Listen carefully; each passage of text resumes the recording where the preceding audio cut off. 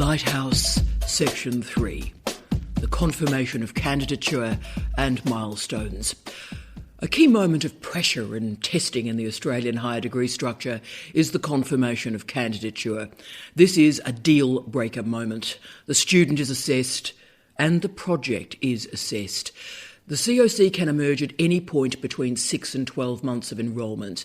This COC must emerge in this particular period as it sets the framework for a timely completion in 3 years. The cost of overtime candidatures is not only damaging for the sector and the country, but also for our students, and will ask a key question for the first time. What is a year of your life worth?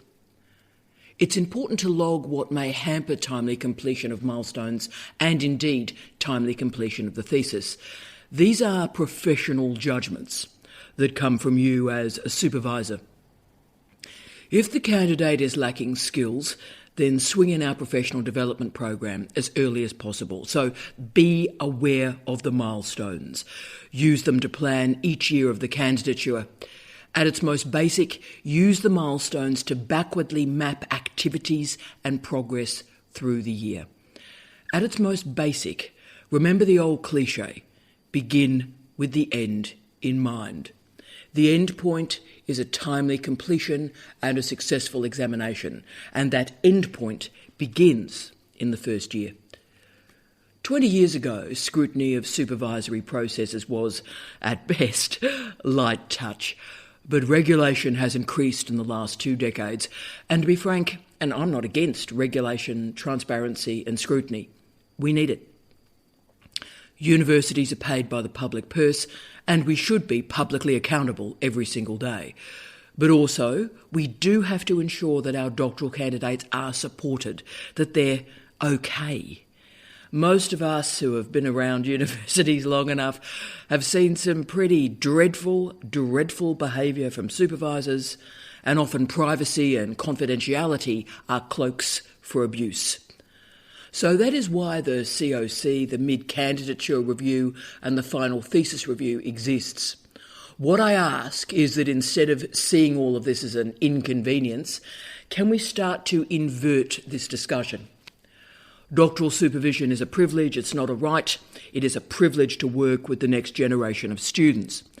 It is important to share best practice, to be transparent in the candidate's progress and also log any challenges. This is important, and this is where we do need to have a conversation about the relationship between compliance and excellence. This milestone process may seem like a tick-a-box exercise. If it's treated like that, it's absolutely useless. What we need is robust and clear commentary about what is working and what is not, and we need that as early as possible. Successful supervisory relationships express the assumptions and negotiate a series of rules and expectations that both parties are happy with. The dream, and I will be asking you to complete this as a piece of written work at the end of the Lighthouse session, is to write your supervisory philosophy. I would like you to get to the point where you share this supervisory philosophy with your own doctoral candidates. You print it out and explain to them why you are doing this. But the key is, you need to know why you're doing it first. Now we're going to get to the crunchy stuff, and we're back to that continuum of compliance through excellence. Increasingly, a pro forma is being used as a log for every PhD student meeting. So this pro forma includes date, supervisors present, student, what was discussed at the meeting, work submitted, topics discussed, work to be completed by the next meeting. Such a meeting record has value because it protects the supervisor in particular. What I would recommend is that you use your Microsoft calendar. Log all meetings with students, and I see my students weekly, so my meetings are set for the year. But find a way to provide a record of what is conducted in those meetings.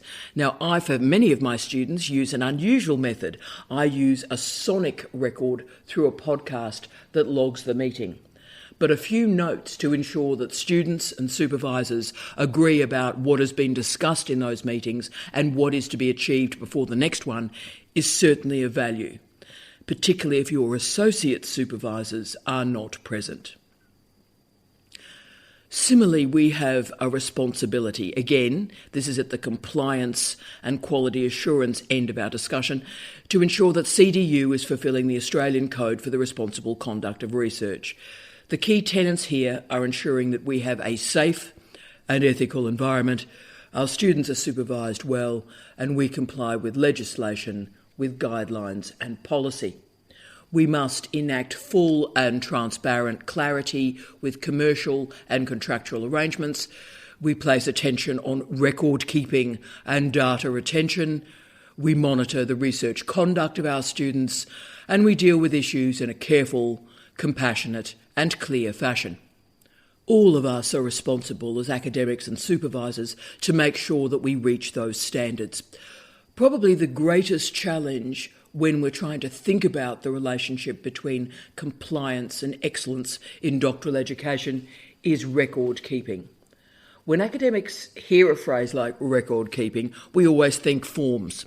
Oh no, more forms. And we think monitoring. We just want to be left alone with our students because we're fine. Now, I understand that ideology, but those days are gone. We're in the era of Me Too and Respect Now Always. We need to be really clear in differentiating a professional supervisory relationship and never, ever blurring into personal matters. But record keeping and data retention do matter. So find ways to automate as much of your record keeping as possible, digitise as much as you can. You will need records to demonstrate your supervisory practice. If I get a student in my office and that student says, I never saw my supervisor, and you have the records of all the meetings and what happened in them, then you've just protected yourself. A few years ago, I had a student in my office who stated that her supervisor never read drafts. He never read my drafts. So I contacted the supervisor, and within about 90 seconds, the supervisor had sent me 10 dated drafts, all with track changes of the dates that he conducted that drafting, and those 10 drafts had been completed in the last 4 weeks. 10 drafts dated 4 weeks. So I brought the student back in, and I'd printed out the documents, the dated drafts, and I said to her, what's happening here? What's happening here? Here are the dated drafts. You said there's been no drafting. And through the discussion, it became clear that the student had lied, or indeed accidentally forgotten about those drafts, because she didn't want to make the changes. But then, with a little bit more discussion, it became clear that she didn't have the ability to make the changes because she was not prepared to do the work. That supervisor would have been so vulnerable to those charges of not offering feedback if he didn't have the tracked changes and the dated drafts. So use digitisation, digital signatures, digital forms, digital calendars as much as possible. Australia also has the Australian Research Data Commons, the ARDC, and the Australian National Data Service, ANDS, and they both support the access to research data held in universities and publicly funded research agencies. This is so incredibly valuable as it increases the access to research data that in years is going to allow so many of us to do an array of meta-analyses. Fabulous resources they are. Remember to use the resources at CDU that are available to you. It takes an entire university to complete a PhD student. You are not a sole supervisor flying alone. Our ORI colleagues provide advice on funding, grants, contracts, alongside compliance reporting and ethics. So let's now finish off to think about you as a supervisor, your doctoral candidates, and the research that they're going to create. Supervisory models are increasingly describing PhD candidates as trainee researchers. There's a lot of compliance in that trainee model. We have to ensure that they comply with policy and practices. We must comply with milestones. We must ensure that their data sets, that their methodologies are valid. But the excellence in supervision emerges through the relationship. 3 years is a long time. Lives change in 3 years. And supervision remains a dance between student and supervisor. It is important to keep that dance in time and together as the rhythms change. Make sure you have the strategies for resolving conflicts, managing tragedies, and negotiating challenges. Act early. Take advice. Most importantly, we are modelling research integrity. The reason compliance is so important in doctoral education is that the costs of falsification, fabrication and plagiarism are so great. And I also want to make a point about communication between supervisors and students. I've seen emails from students to supervisors and from supervisors to students that would make you wail like a banshee, would make you shake your head or immediately resign from a university in abject shame. Don't hide behind screens. If you wouldn't say it to their face, don't type it. Similarly, if our students start sending really weird stuff to us or others, quietly take them aside and explain intellectual generosity to them. Also explain that supervisors are people. I think our students sometimes think we're gods or gurus or not quite human. Remind them that we too are made of flesh and blood and bone. To solve a problem, we have to name a problem. And I understand that many supervisors do not want to admit weakness, do not want to admit problems. Now, the problem is, if you don't do that, we will lose the candidate. You see, someone like me, a Dean of Graduate Studies, we see all the problem cases. And colleagues, I need as much information as early as possible to help you and help our students. This is not about disrespecting supervisors. In fact, it's the exact opposite. This is about all of us working together for the best interests of those PhD students and this university. So it is important to be clear when you're reviewing the candidate during the milestones. Be honest, please. Log any challenges, and then a plan can be put in place to help you and help that student. There is nothing weirder for those of us who are in a position such as mine, and we have a crying student in the office about to leave the program, and we go to milestone documents, we go to annual reviews of progress, we go to those forms, and everything supposedly has been great for 2 years. So if we treat these forms as a tick-a-box exercise, we will lose doctoral candidates. If we treat them as a robust and transparent opportunity to log progress, our students and supervisory processes will be incredibly successful. So we have to name a problem to solve it. And so on these milestones, review the progress from the previous year, plan the next year's progress, and present the challenges. The goal is a timely completion. The definition of this is variable, but it is 2 years for Masters by Research, that's clear. In doctoral education, the scholarship is for 3 years, with an application for a further 6 months. For me, I believe in a 3-year completion. That is my aim as a supervisor, and the funding models for students and the university encourage that. The cost of overtime candidatures is not only damaging for the sector and the country, but for our students. Let's return to that question that started this section. Ask yourself, what's a year of your life worth? It is important to log what may hamper timely completions of milestones and the thesis. And these are professional judgments that come from you as a supervisor, you as a researcher. If the candidate is lacking skills, then get that PD program in as early as possible. We have a remarkable library at CDU. We have astonishing and engaged librarians. So verify your skills, verify your candidates' information literacy and information management ability.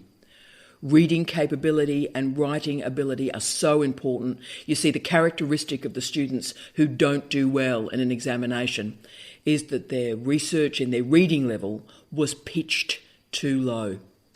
So we need to get them to high-level refereed scholarship as quickly as possible.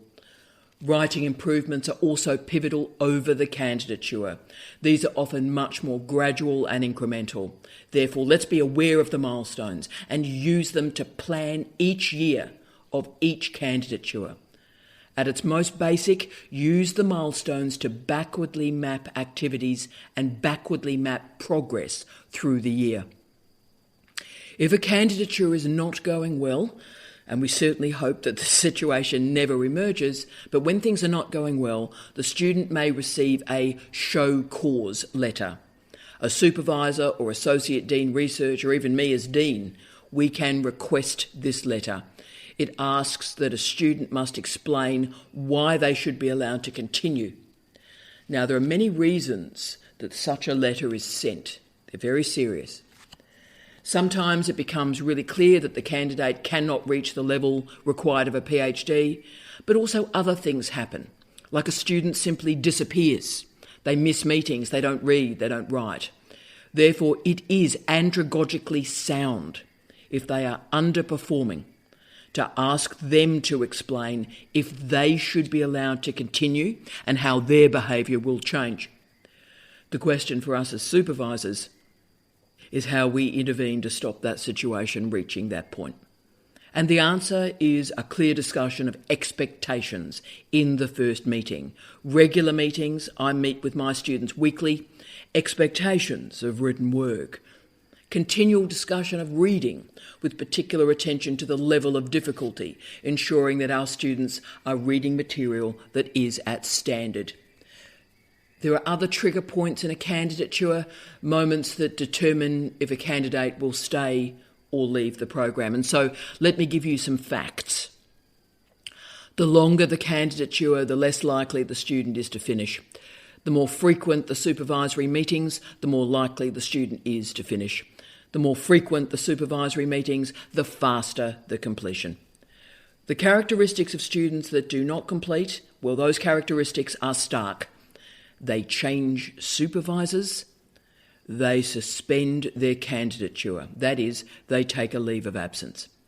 I'm not saying that students should not change their supervisors if they are unhappy. But if they are to change supervisors, I recommend that it occurs early and we move through that change as quickly as possible. The question is how you're going to handle those difficulties. Let me present some scenarios that have happened to me. You've been supervising two students that are in a personal relationship. You're ahead of me. They break up in the final 6 months. How are you going to ensure they both finish in 3 years? A student suffers a divorce through a candidature. The partner of a student is suffering a terminal illness. A candidate becomes pregnant in the first few weeks of the candidature and then delivers that baby at 7 months, stillborn. A student comes out as gay, lesbian or trans during the candidature. And a really, really common one, students gain a job during the candidature and we must move or transition them from a full-time to a part-time candidate and make sure that they finish while in full-time work. Now, they are just a few pivot points. There are thousands of them. And your leadership, your resilience, your compassion, but also your intellectual and personal toughness will be questioned. This is where the supervisory rubber meets the road. In most candidatures of 3 years, something very serious will happen in someone's life. But their life will be made even worse if the doctorate drags out. You need to configure strategies to keep that thesis and keep that candidate on track. So often I've found that when bad stuff happens to a candidate, The thesis becomes a life raft, the light in a dark time. Helping them to finish in the minimum time provides something incredibly positive from a difficult situation. Our aim is to create a student culture without excuses, and to provide one final example of that.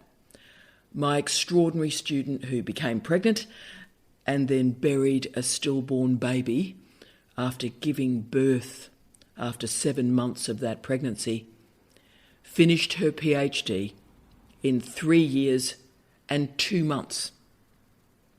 She went on to have 2 beautiful children and is an outstanding academic today in an Australian university. Good supervision can change lives. It's never about ticking boxes and compliance. It's about excellence with compassion, excellence with integrity, and yes, excellence with respect.